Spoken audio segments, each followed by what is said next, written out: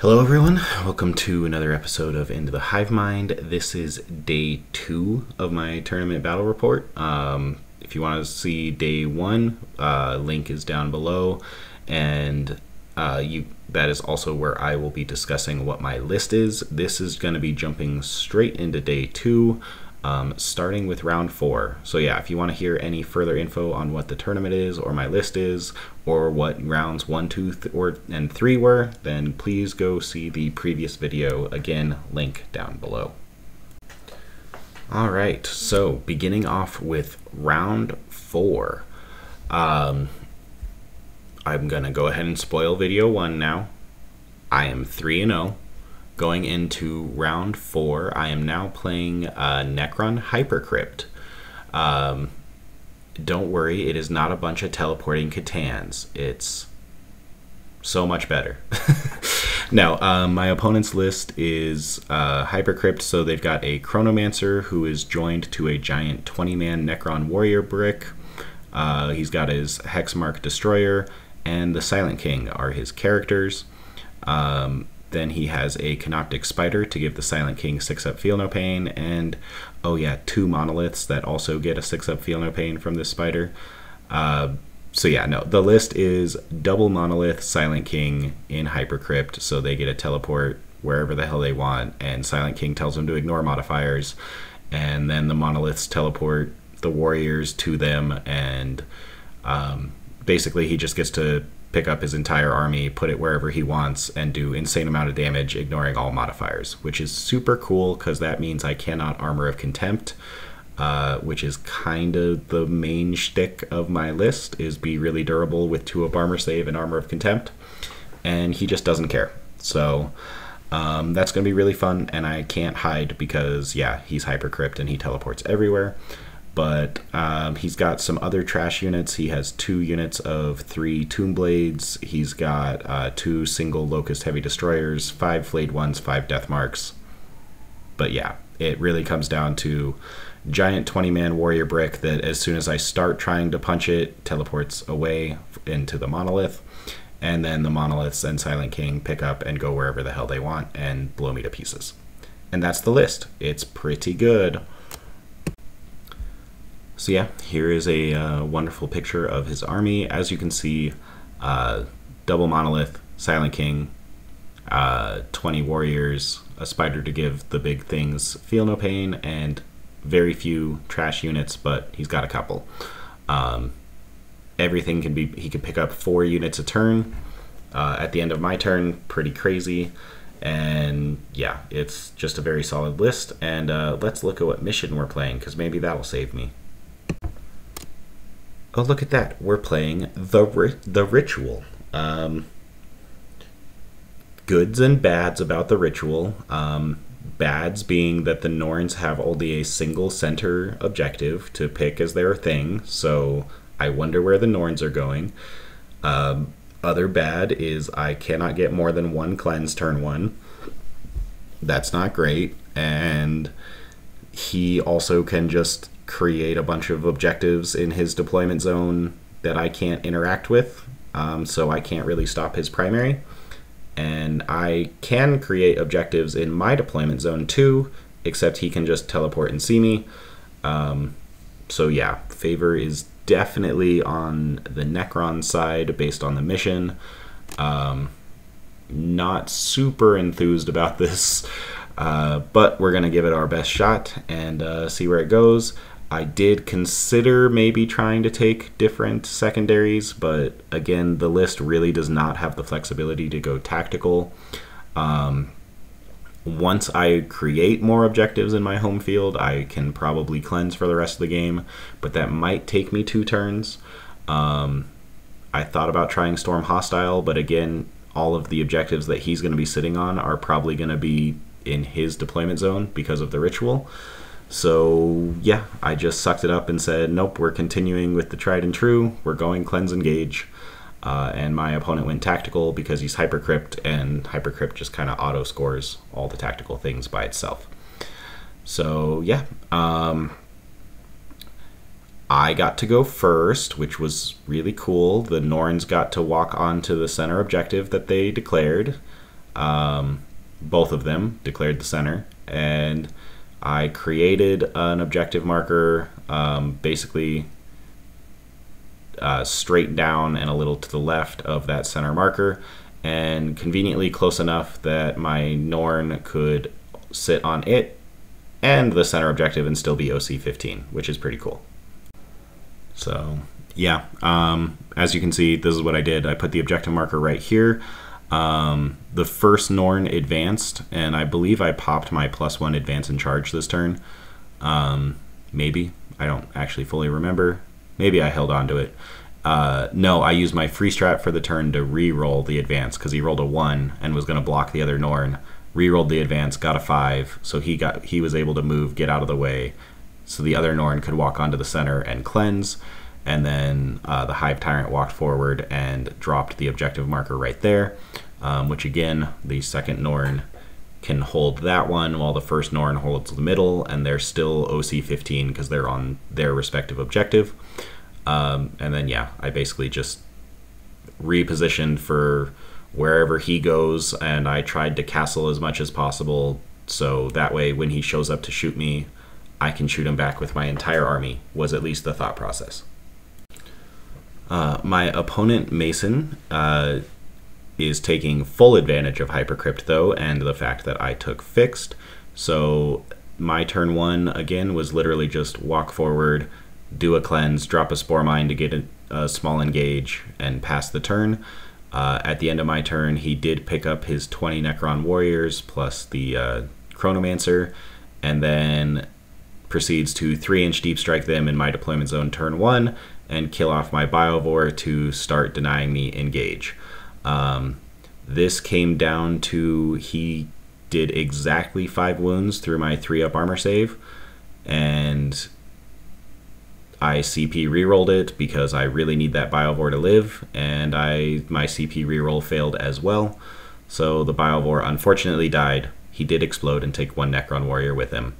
But I lost my Biovore turn 1. That is very, very bad. Very bad for my game plan.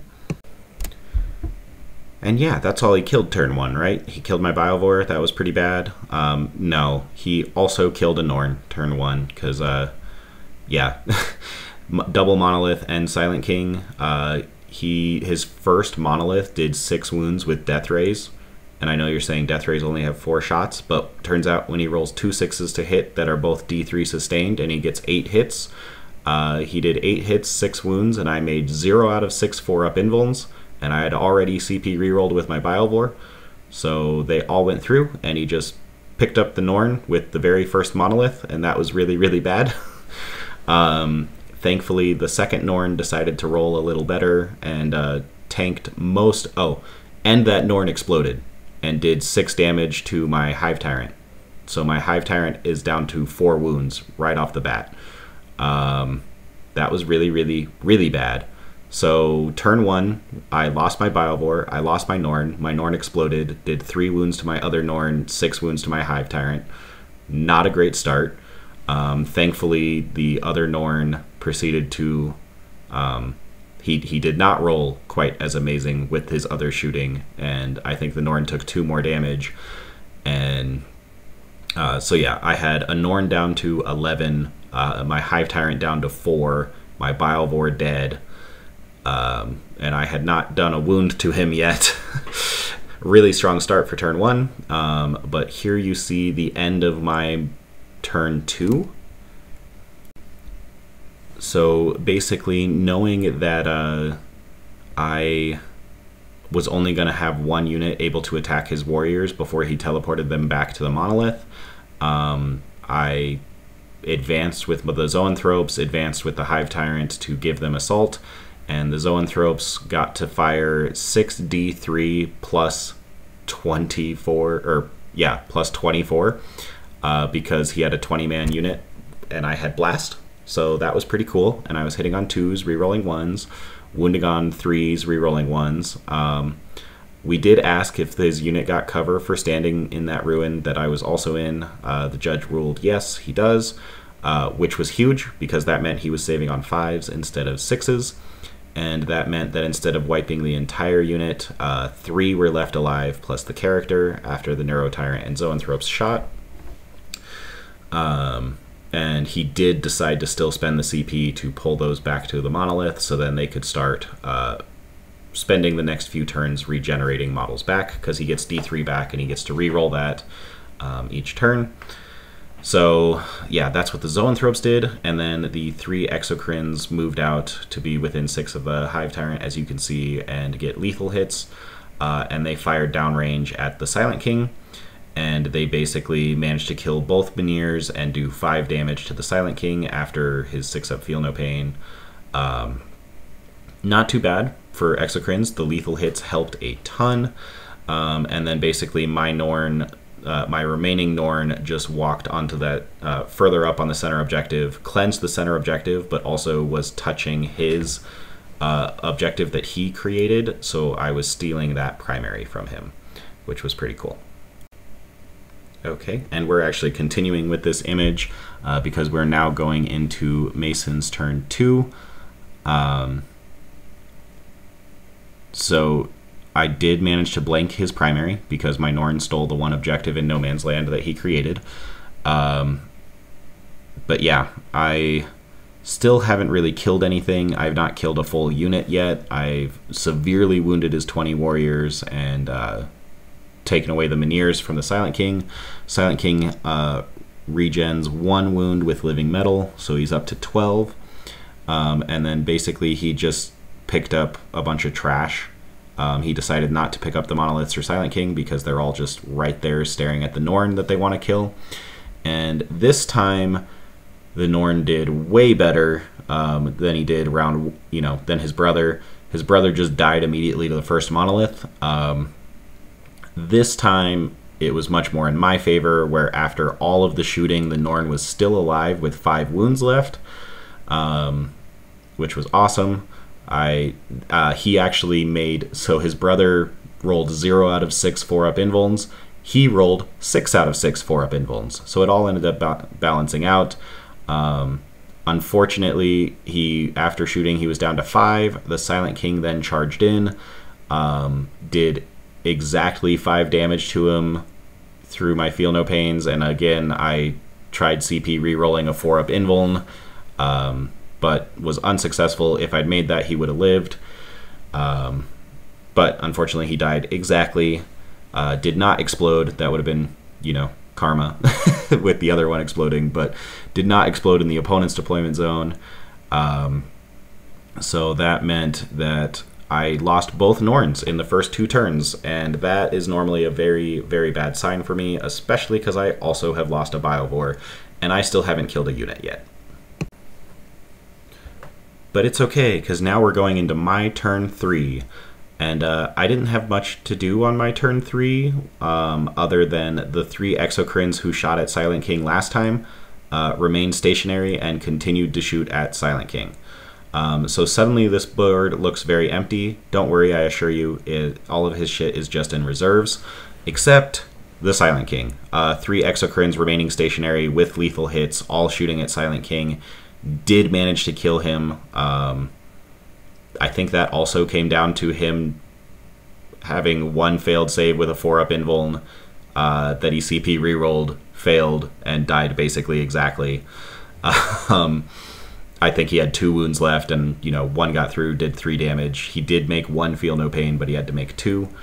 So he did die to the final Exocrine. Unfortunately, my Zoanthropes had nothing to shoot, and I didn't have anything else in my army. Everything else was dead. So I unfortunately got, let's see, I think Death Leaper walked across the line and cleansed to get a small engage, but other than that I didn't really have anything. Swarmlord is sitting in the ruin in the center, projecting out a 12-inch Vect aura, which is pretty cool.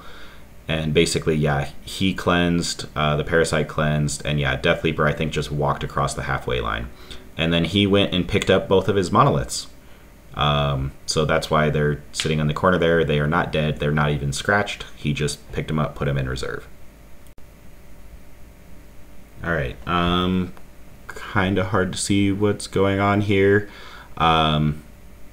So he just has not dropped his second monolith yet, but when he does, it's right in front of the first monolith because he spends the CP to 3-inch deep strike it. Yeah, not entirely sure if we messed up the ordering on this or something, because Death Leaper is gone, and basically the back monolith showed up, killed Death Leaper, and then his other monolith 3-inch deep struck right in front of that, where Death Leaper was screening out to that other monolith, and then it fired everything into the exocrine that is on, not the center, but the exocrine that is closest to where that monolith would have deep struck. And I actually did preemptively put a 5-up invuln on it in my turn, and that was the one that he shot, so that was kind of cool because it ended up living with 2 whole wounds left. Death Leaper got obliterated by the other monolith, and then he did a bunch of secondaries, and yeah, created a bunch more objectives. So as you can see, he basically just has a bunch of trash sitting on 3 objectives that he has created. And then he didn't kill a whole lot. He only killed Death Leaper.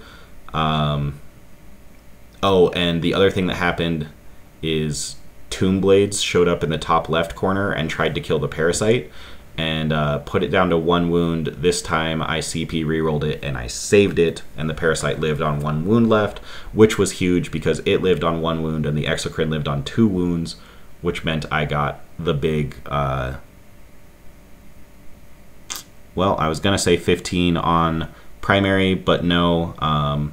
This picture is actually apparently way further in the future, because he also, the 3-inch deep striking monolith, also portaled out the warriors that was 3. I think at this point was back up to 8, and they got to shoot and scoot.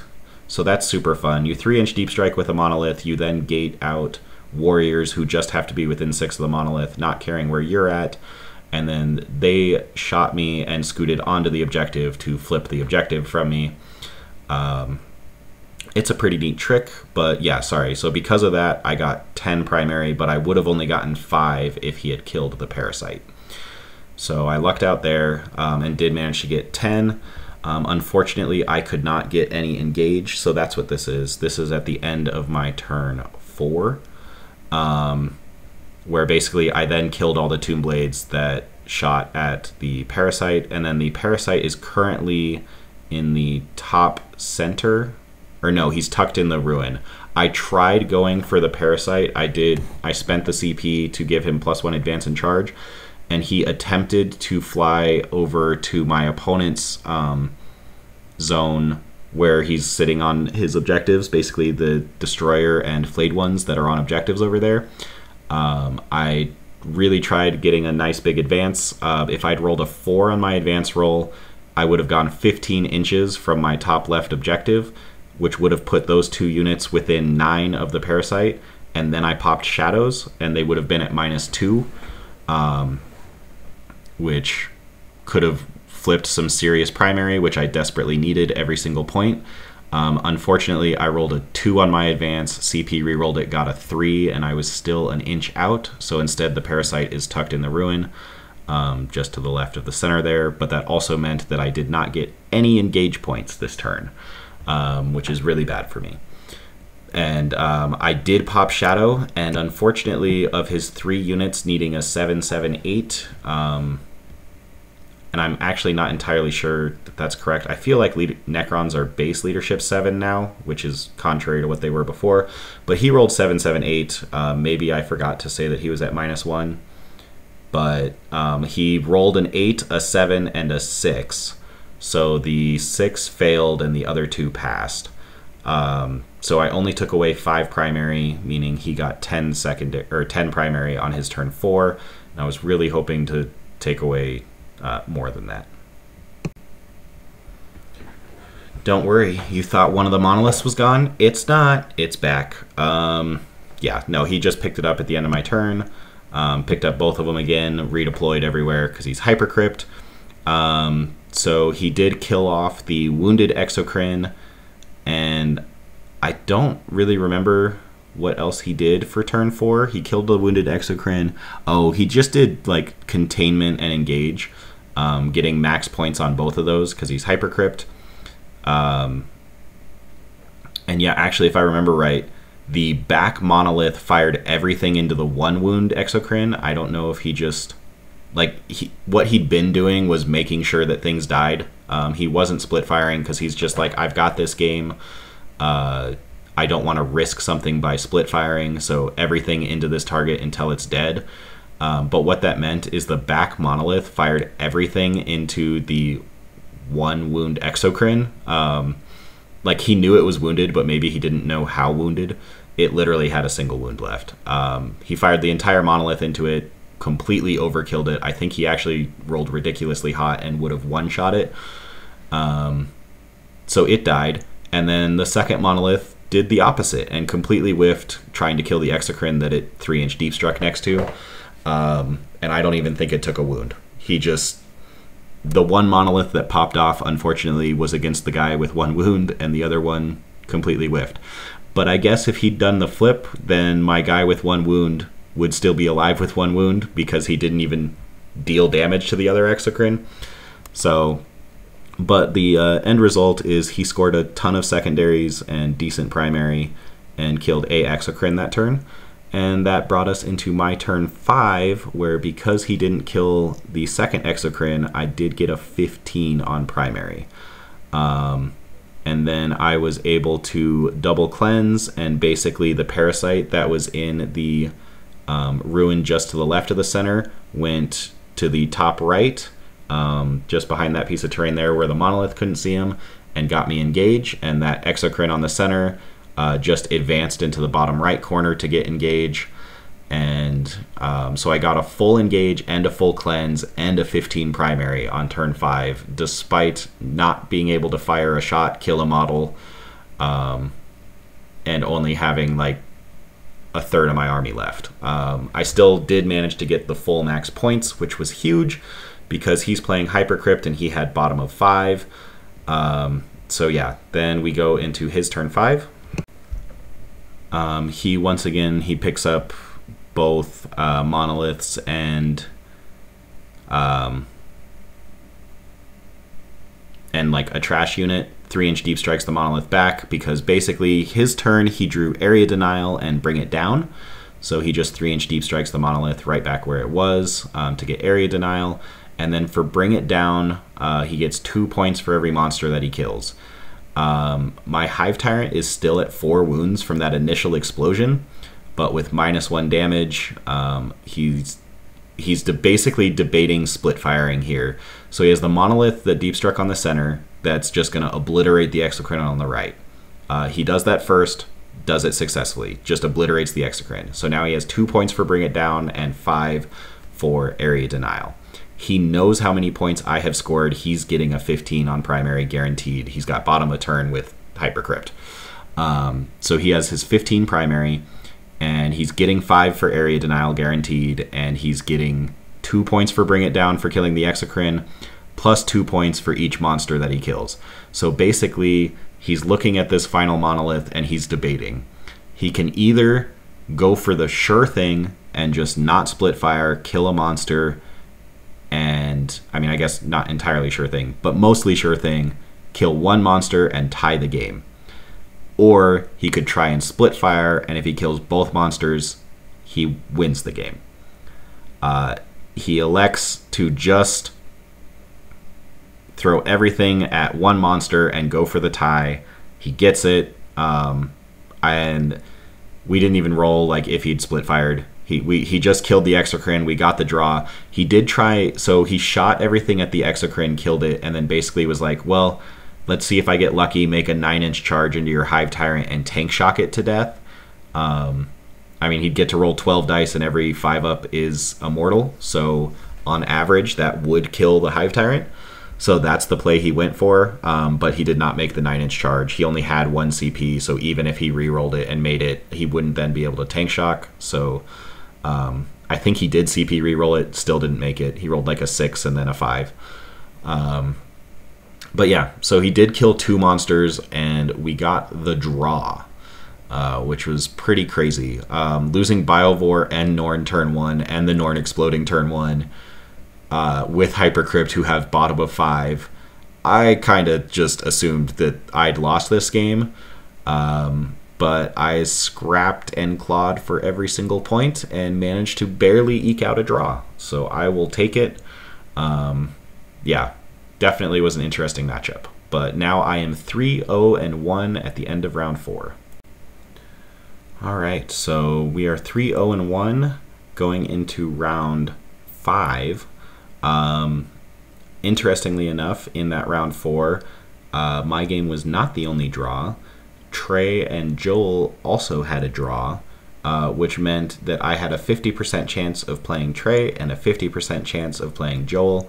I really did not want to play Joel, and this list is why. Joel is a phenomenal guy, like super fun to play against. We've always had great games.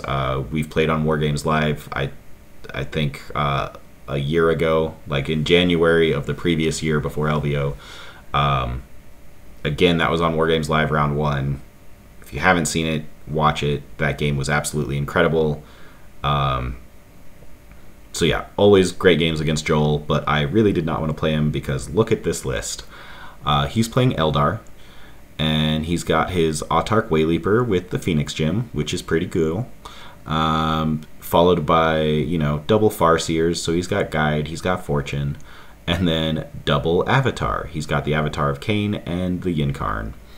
So he's got both of those, which are T10 and 12, and they have damage and are really, really hard to kill. Then he's got 10 Guardians.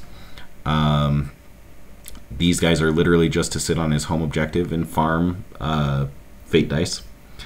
Then he's got a little bit of trash. 3 Shining Spears, 3 Shadowrunners, 5 Swooping Hawks, 5 Warp Spiders, and a Wraith Knight.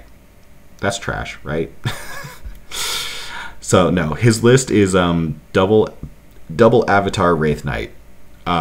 3 just ridiculous units that get supported by Farseers, and then some trash to do secondaries. Pretty similar to the double Monolith Silent King list that I just played, though not quite as teleporty, but, you know, supported by Fate Dice and Guide and Fortune. Yeah, it's a pretty good list. He is 3-0-1 with this, and I am terrified because it seems like that can kill Norns really well, and I don't think I killed them back very well. So here we go. We are playing Scorched Earth, which means that you definitely want bottom of turn because Scorched Earth has changed now to where you can just burn objectives on the bottom of 5. So you definitely want bottom of turn. So I went first, and I gave Eldar bottom of turn on Scorched Earth. We both deployed pretty defensively. So regardless of who went first, I think if he went first, the one thing he could have done is his Wraith Knight could have gone down into the piece of terrain just to the southwest of itself. And all it had to do is touch that because it's towering, and then it'd be able to see through it, and it could have shot a Norn turn 1. That would not be great because I wouldn't have had Feel No Pain, so he potentially could have popped a Norn turn 1. So me going first is pretty nice that I get to keep that Norn alive. But yeah, I asked him, I'm like, if he was happy about going second, and he's like, yeah, it's Scorched Earth, so definitely happy going second. And I'm like, okay, yeah, fair enough. But I did get my Norns on their objectives turn 1, which is pretty cool, and they just walked forward and... Or no, the one in the center walked forward and cleansed, Death Leaper walked forward and cleansed, and the one on the top left had to advance. Maybe the middle one had to advance to be able to slot precisely where it was at. But we did check with the judges beforehand if we would be able to fit, if the terrain was correct, and if we would be able to fit there and touch the center objective. And he said yes, that is how it was supposed to be. So both the Wraith Knight and the Norn can sit on that little U piece of terrain and touch the objective. Obviously, that's a 2-inch wall and you're in the terrain, so you can definitely be seen. But it's just nice that we don't have to be directly in the center path.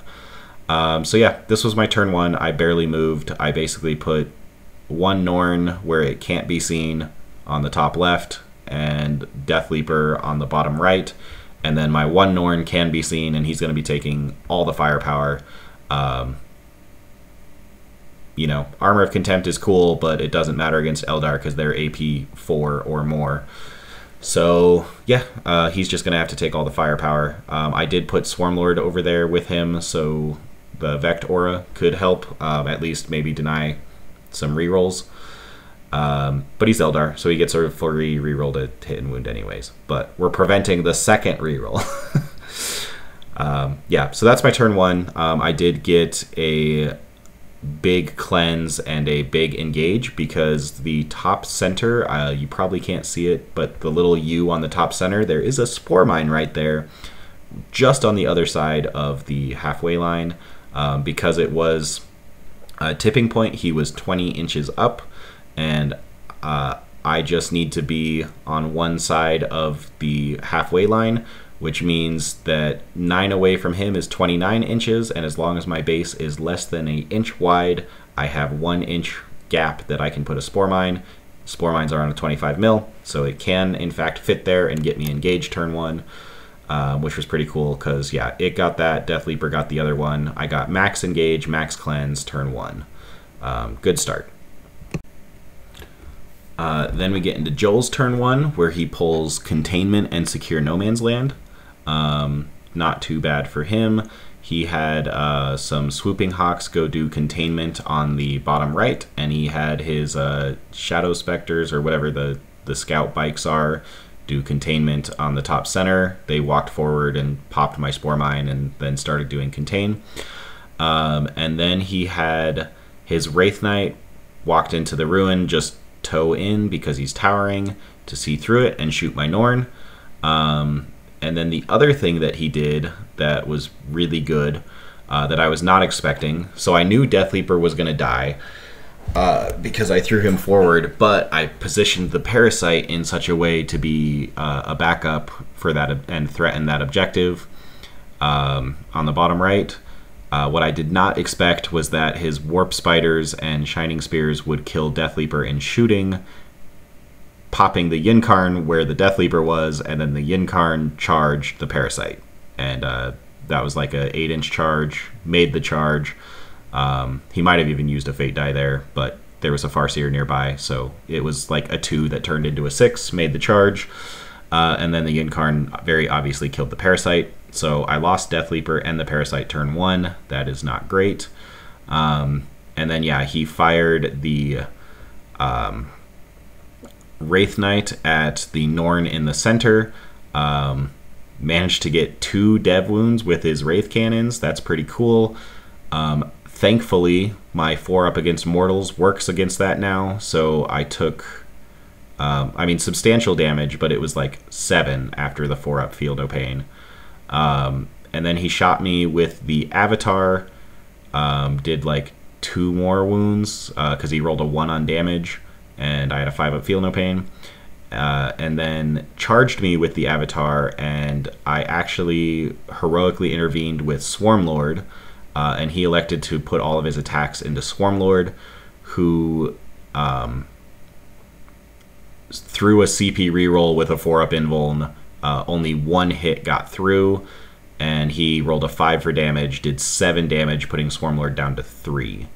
And then Swarmlord and the Norn punched him back, and I maybe did a wound, but didn't do very much to the Avatar because he also has -1 to wound on the Avatar of Cain in the center there. So yeah, he has essentially at the end of his turn 1, he has the Yin-Karn just outside my deployment zone. He has the Avatar of Cain on the center objective, fighting a 3 wound Swarmlord and like an 8 wound Norn. And then he has, and that guy has -1 to wound, and then he's got his Wraith Knight that is barely towing into a piece of terrain, so unable to be seen by the vast majority of my army. And then he's got a bunch of trash on the bottom right and a little bit of trash in the top center. Going into my turn 2. Oh, there we go. We got an up-close shot on the number of wounds. So the Norn is even more wounded than I thought. The Norn is at 5, Hive, and Swarmlord is at 3. And yeah, the Avatar has not taken any damage at all. But yeah, now going into my turn 2. So on my turn 2, I know if anything stays in combat with the Avatar of Cain, it just dies. So the Norn, well, first, Swarmlord fell back, keeping the Avatar in combat with the Norn, so he couldn't overwatch. Also, he only had 1 CP, so Swarmlord actually walked down towards the Yinkarn, keeping both the Avatar and the Yinkarn within 12, so he could not spend a CP to overwatch my 3-wound Swarmlord because of the Vect aura, which was pretty cool. And then because of that, the Norn was able to fall back from the Avatar and basically stand where Swarmlord is, just not in combat, but still steal the center objective away from him. And then my other Norn decided to continue to sit there and just cleanse on the top left because that's what he's supposed to do. So I got a small cleanse and a small engage because basically Swarmlord walked straight down, and then I spent my CP to give Swarmlord fallback, shoot, and charge. And then the 2 Exocrines moved down to shoot at the Yinkarn, and then my 6 Zoanthropes advanced through that wall, trying to get pretty far to be able to shoot the Yinkarn as well. Unfortunately, I rolled a 1 on my advance, CP rerolled, got a 1 on my advance. So only 2 of the Zoanthropes could see the Yinkarn. The other 4 could see the Avatar, but he was -1 to wound. The big thing, though, is that my Flamer was at least in range of the Shining Spears on the bottom right objective. So the Neuro Tyrant flamed the Shining Spears and managed to pick up all 3 of them. That was pretty good. And then the Swarmlord who fell back flamed his Warp Spiders and actually just rolled ridiculously hot, and he rolled really bad on saves, and I killed all 5 Warp Spiders with Swarmlord's Flamer, which was really cool. I mean, they didn't have cover, so he was saving on a 4-up, but I think I did 6 wounds, and he only passed 1 of them, so the entire squad just died, and he didn't want to CP reroll it because he was staring down, you know, Zoanthrope las cannons about to shoot him. So yeah, the Warp Spiders just died, which the Shining Spears and the Warp Spiders dying to Flamers was really nice for me because, yeah, obviously just picking up his trash with incidental shooting is really good.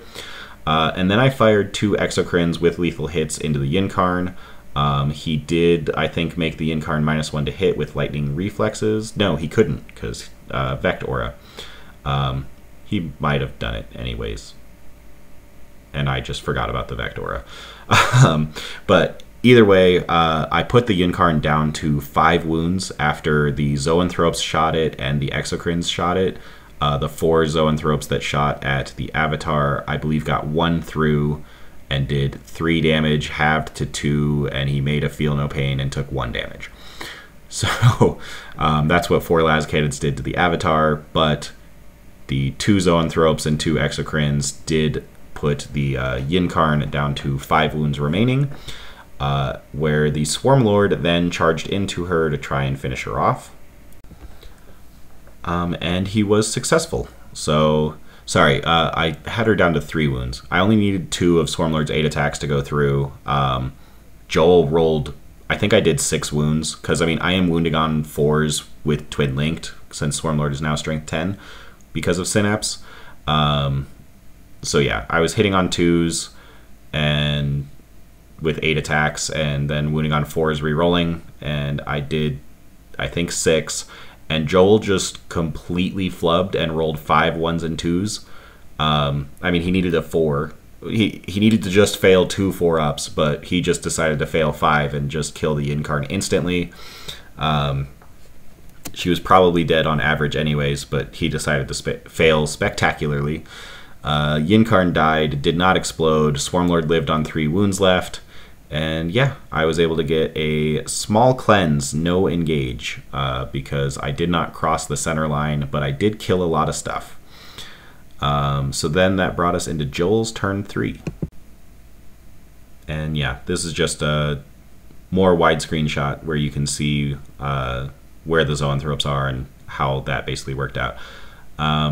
It does look like I had a spore mine there, but apparently I did not get engage with it. So I don't know if I either missed that or if he couldn't quite get across the halfway line. It sure looks like he's across there, but either way, I didn't score it apparently. So yeah, now we are on to Joel's turn 3, where he begins moving the Wraith Knight and the Avatar. Basically, the Avatar swings slightly to the left, where he can then shoot the 5-wound Norn and then charge into the zoanthropes. And the Wraith Knight takes the Avatar's current place, standing square in the middle on that center objective. And Joel doesn't have a lot left. He still has the Farseers to give -1 to wound to the Avatar and full rerolls to hit to the Wraith Knight. But yeah, basically, other than that, he's got one squad of Swooping Hawks that are that basically picked up at the end of my turn and deep strike 9 away from my Bilevore, and then he fate dies to make that charge to turn off my Bilevore from making spore mines. And then the other guys are just kind of hiding, waiting for secondaries to do. So he does fire. He decides to split fire the Wraith Knight with one Wraith Cannon into the 3-wound Swarmlord, 1 Wraith Cannon into the 5-wound Norn. He decides to use the Fate die to flip one of the the Wraith Cannon on the Swarmlord to a 6 to just insta pick him up. So Swarmlord just dies, no save of any kind, and then the Wraith Cannon that goes into the Norn gets 2 shots. Actually, I think he rolls a 2 and a 5 to wound, and then rerolls the 2 into like a 1, and so I just have to make a 4-up invuln, which I successfully do. So the Norn does not die to the Wraith Knight. The Avatar has to shoot his thing into him. He's already used his Fate die for a 6, so he has to naturally roll a sustained 6, and he did not. And I once again passed the 1 4-up invuln. So the Norn lived at 5, and the Avatar basically has to choose between charging the Norn or the zoanthropes. He's kind of positioned in such a way that he has to charge the zoanthropes. He was expecting the shooting to kill the Norn, and so he charges the zoanthropes, and I think he kills 2 of them because he has, I think he gets like 7 attacks. He whiffs 1, does 6 wounds, and I happen to save 4 of them on a 4-up invuln. And yeah, he only kills 2 zoanthropes, so that's not ideal for him. But he does use a Fate die in the charge phase to get his Swooping Hawks into combat with my Bilevore to shut that down. But on my turn, I am still holding 2, my home in the top left. I'm actually holding the center as well because that Norn is somehow still there. And then on my turn, I fall back with the zoanthropes away from the Avatar. He does decide to just overwatch me, uses the Fate die that he flips to a 6, and I think only rolls a 1 on the sustain though, so gets 2 hits, manages to kill 1 more zoanthrope. So I have 3 zoanthropes left, plus the Flamer, and then I finally am able to get, I get both Exocrines and the Hive Tyrant and 3 zoanthropes that all get to shoot the Wraith Knight, including, and then the Norn gets to fire 2 las cannons into the Wraith Knight. And with all of that, I do actually kill the Wraith Knight because the -1 damage doesn't impact me that much. I'm either d6 plus 1 damage or my 3 damage Exocrines go to 2. And then my Norn was d6 with melted 2 because he was just point blank. And yeah, the Wraith Knight only has a 2-up armor save, which with cover became a 4-up for the most part. But yeah, I managed to throw my entire army at him and kill him, leaving Joel to go into turn 4 with just the Avatar, some bikes and his guardians, and then a bunch of characters. like the Way Leaper and the Farseers, my Biovore was still stuck in combat. The Hive Tyrant charged in to try and kill the 5 Swooping Hawks and only killed 2 of them. And then the Biovore killed the 3rd one, pulling the Hive Tyrant out of combat, but not himself. So that was kind of funny. But yeah. Then we go on to Joel's turn 4. But yeah, so as you can see, Joel basically just has the avatar and some characters to basically stand on an objective, and he has his bikes trying to sabotage in the top center. He had his Way Leaper tag the Exocrine, trying to keep it, making it at least -1 to hit. But I do still have the heavy bonus, so I was hitting on 3s to try and kill those bikes that were sabotaging. I did get 6 wounds through. He passed 2 of the 5-up invulns, 4 went through, killed all the bikes.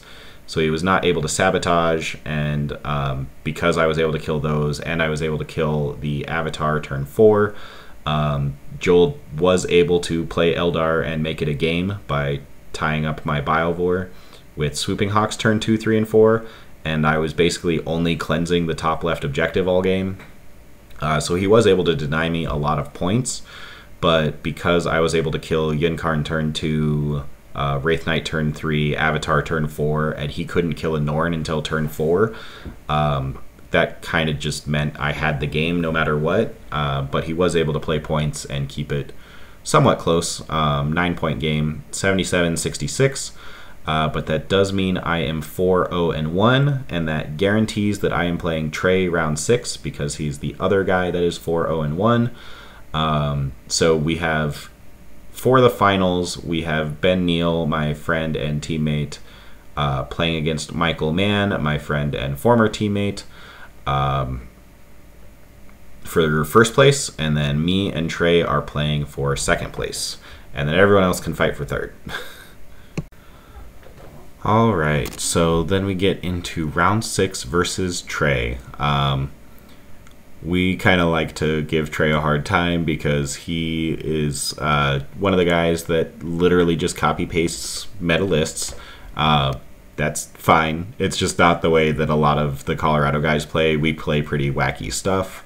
But I don't know if you guys recognize Trey, but he is the guy that was playing Chaos Cultist spam round 6 against me in my last battle report with the triple Norn.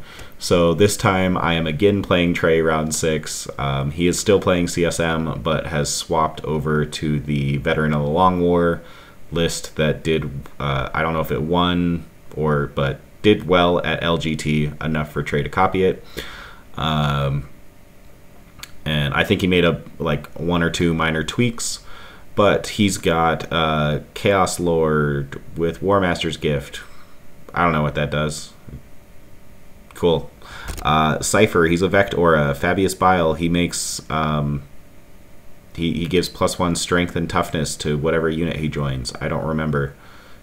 And then Huron Blackheart, he seems good. I don't remember why, but I remember Huron was really annoying when I played against Colin K's Chaos Marines.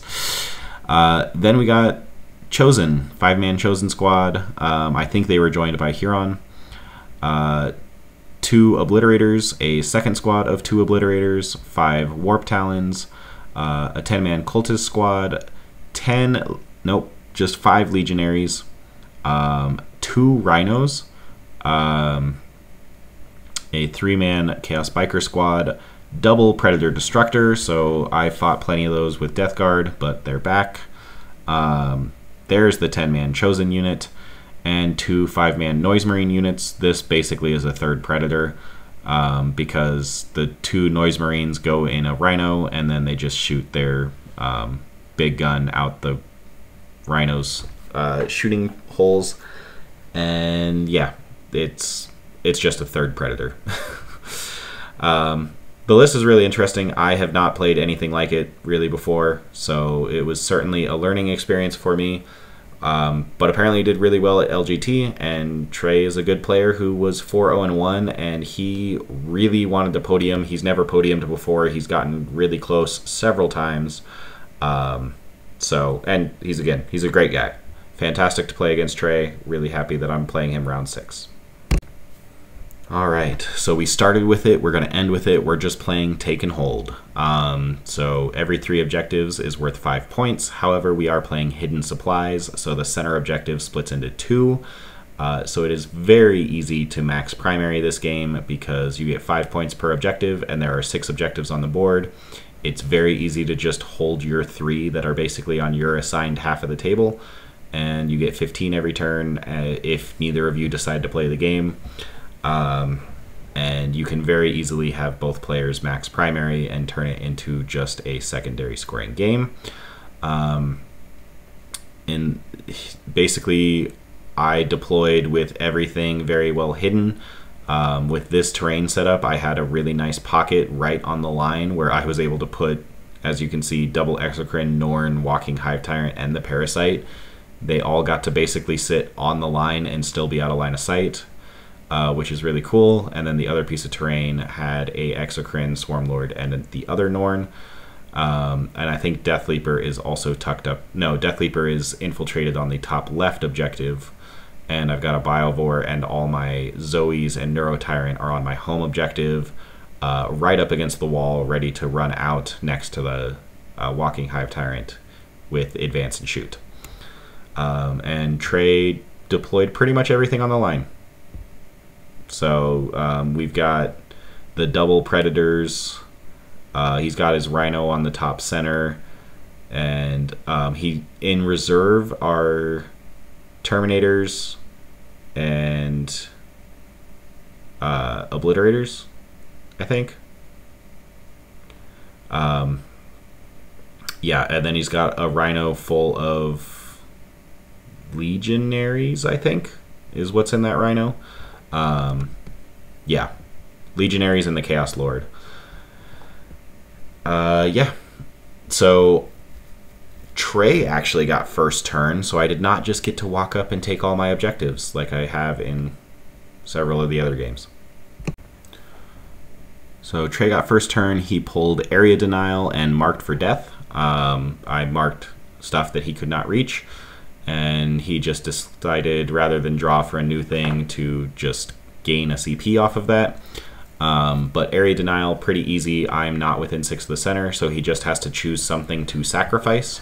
And he elected for his 3 Chaos Bikers. They basically just moved forward and put 1 biker within 6 of the center of the table.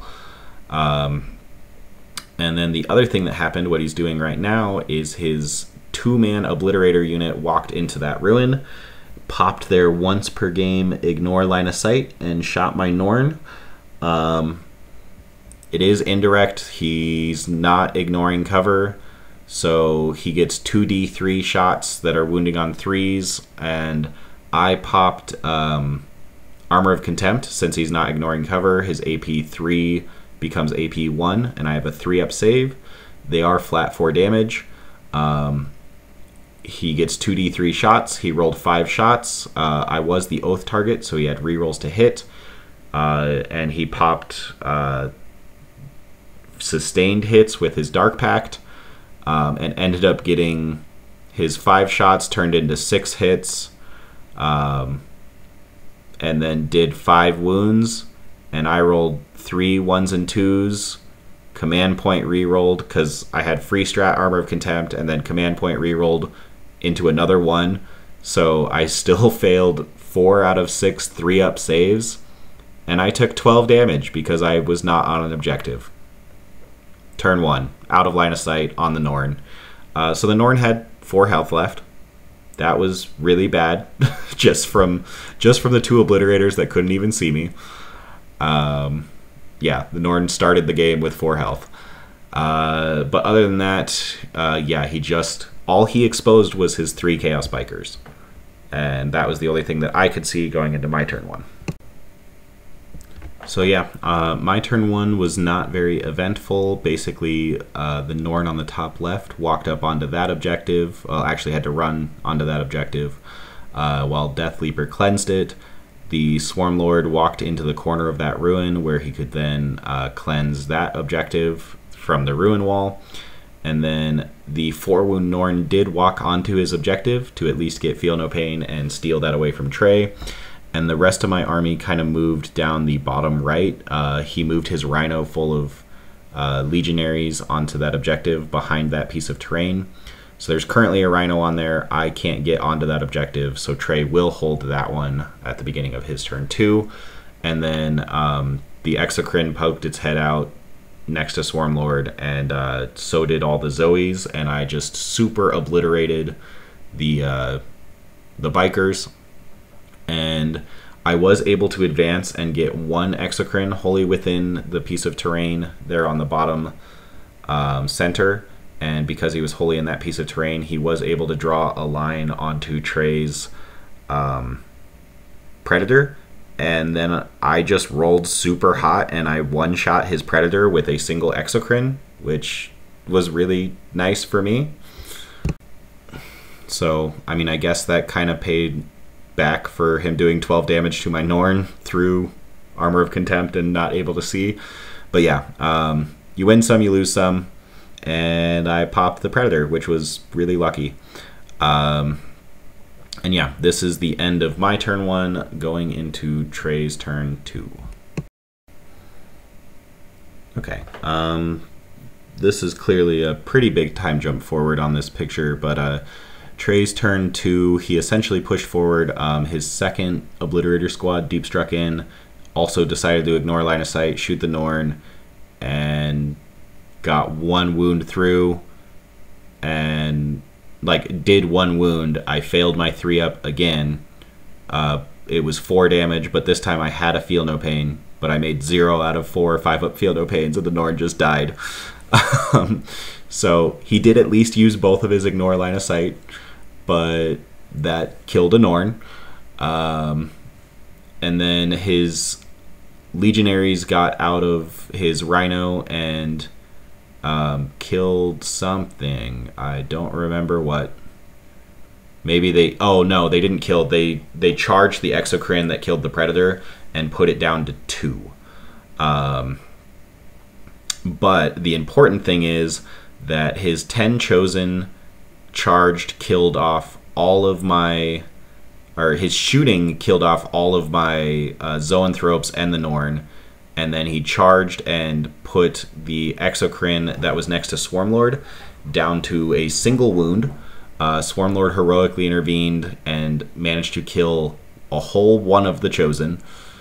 And then his legionaries managed to put the other Exocrine down to 2 wounds and tag the third one. So on my turn, I had lost all of my Zoanthropes and the Neurotyrant for the first time in the entire tournament. Those guys were dead. And they were dead before my turn 2. And he'd killed a Norn. And then he had tagged all 3 Exocrines. Now, I have an option to fall back and shoot, but only with 1 unit. And Swarmlord was now in combat with the Chosen as well. So if I wanted to shoot the Chosen, then I'd have to fall back with Swarmlord, who would not be able to charge back in if I wanted to fall back and shoot with an Exocrine. So I was in a really, really bad spot. Trey's turn 2 was incredible. And on top of it, you know, he pulled Engage, which with the Chosen charging into my deployment zone, he got max Engage. And then he had... Recover assets, which was really easy for him to do. He just had Harkin's squad on the top left, and I think the Rhino on the bottom right. And yeah, other Rhino in his deployment zone, or cultists in his deployment zone. I don't know. Recover assets wasn't too difficult for him. I did manage to kill one of them to give him a small recover assets, but my turn 2 had to be big, but everything was in combat. So what ended up happening was Swarmlord did decide to fall back. All the Exocrines fell back. 1 Exocrine I used fall back and shoot to shoot at the Chosen. It was a 10-man unit to give me the big blast. And I rolled a 1 for number of shots, and I'm like, no, I need to do as much damage as possible. So I CP rerolled and got a 5, much better. So 10 shots, and then I just completely whiffed the wound roll because they are T5, and I was wounding him on 3s. And I did 2 wounds, and he just blanks 1 and kills a guy. So that was really, really, really, really bad. Because, yeah, Swarmlord did nothing. 2 of my exocrines that fell back did nothing, and they're at 2 wounds and 1 wound. The Parasite did go and finish off one of the Obliterator squads that was like down to 1 after it killed the Norn. And the Hive Tyrant went and at least killed off all of the Legionaries, but left his captain or his lord at 2 wounds left.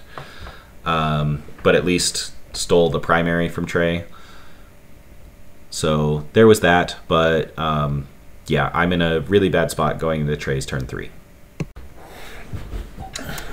Trey's turn 3, I don't remember exactly what units hit the guy on the top left, but I know it was Harkin's squad and I think just some regular Legionnaires go into the Norn at the top left, and it manages to survive and kill some of them back.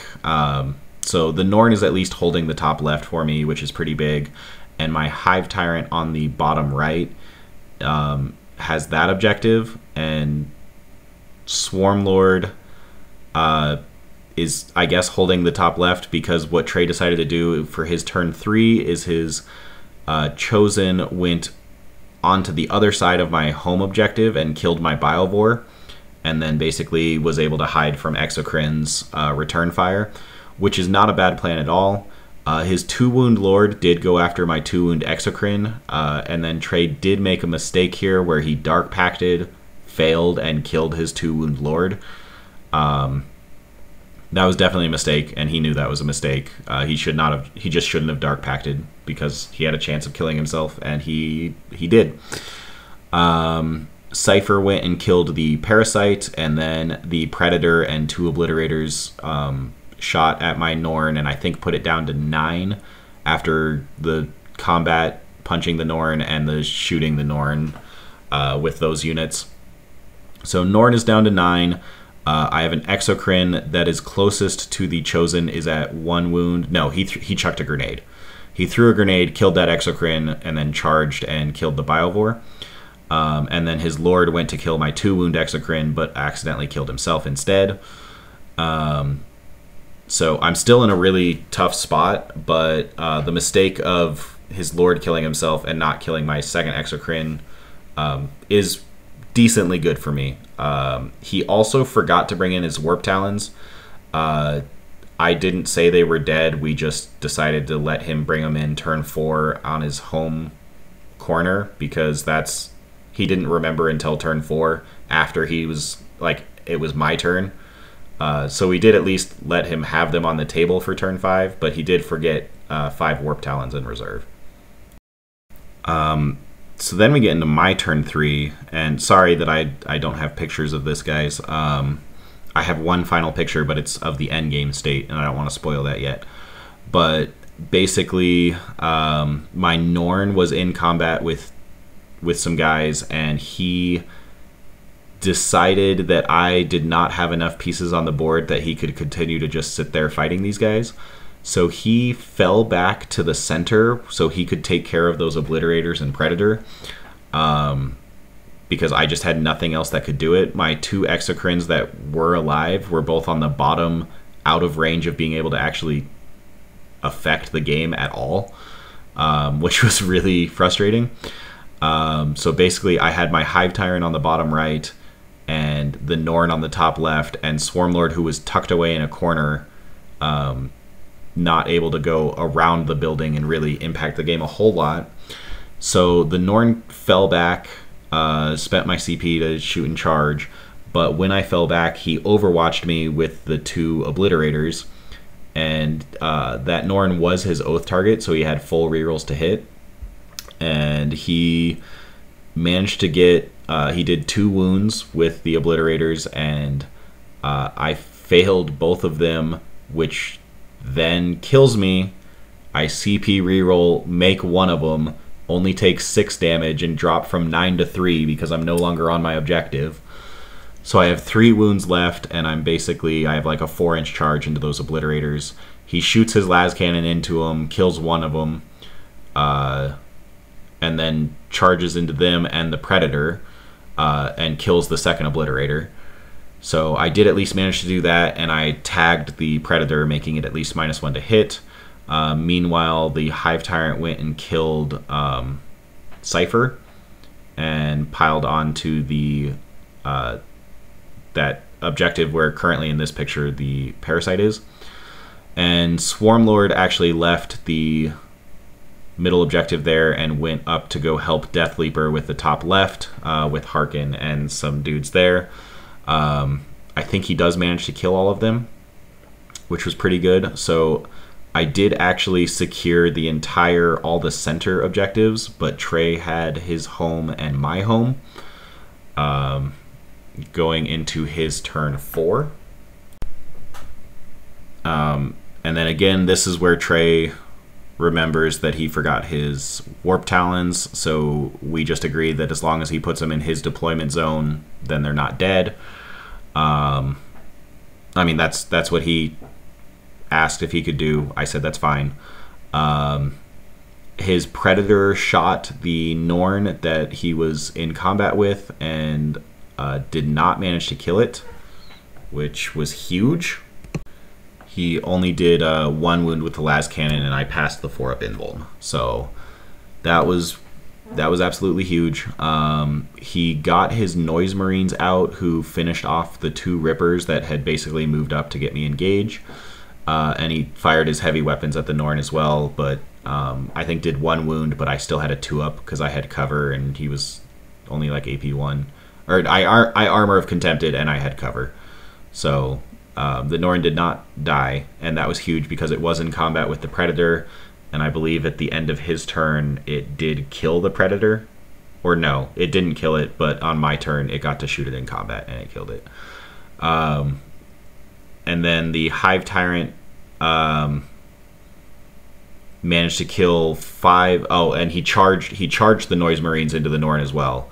So that's why I didn't kill it in combat, because he charged the Noise Marines in, and basically fought with 1 squad, and I didn't die. I went down to 1 wound, but I was still alive from a power fist. And then I interrupted and killed the 2nd squad before it could swing. And then on my turn, the Norn las cannoned in combat the Predator, finished that off. The Hive Tyrant went to rescue him and killed the 5 Noise Marines that he was in combat with. Meanwhile, the 2 Exocrines swung around to steal that 1 objective from the Rhino on the bottom right. And yeah, then Swarmlord was just chilling there on the top left. And Trey has possessed on my home objective still that are starting to move up, but he drew deploy or establish locus. So he decided to just stay in my deployment zone and establish locus rather than come up to fight with them. And yeah, so that meant that going into turn 5, we finally get to see the final state of the board. On my turn 5, my Hive Tyrant went to go steal his home objective because he just had cultists up there. But yeah, it just meant that his cultists had to walk back onto his objective rather than do anything else for the bottom of 5. And yeah, Swarmlord went up to take the top left, or continued to hold off the top left. And my 2 Exocrines were on the bottom right, and basically on Trey's turn 5, the Possessed finally left my deployment zone, went up and killed Death Leaper, but didn't want to tangle with Swarmlord because I declared Shadow in the Warp.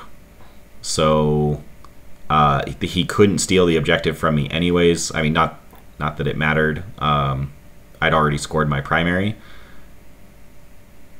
Or no, we thought they failed Battle Shock, but they were actually outside of range of Synapse. So then we fixed it, and they did not fail Battle Shock. But he was left with the 5 Warp Talons went and finished off my 2 wound Exocrine and piled into the other Exocrine, who then with his 3 attacks did 3 wounds, and Trey failed all 3 3-up saves, which then meant he didn't actually steal that objective from me because I was OC 4 and his 5-man unit just went suddenly down to 2.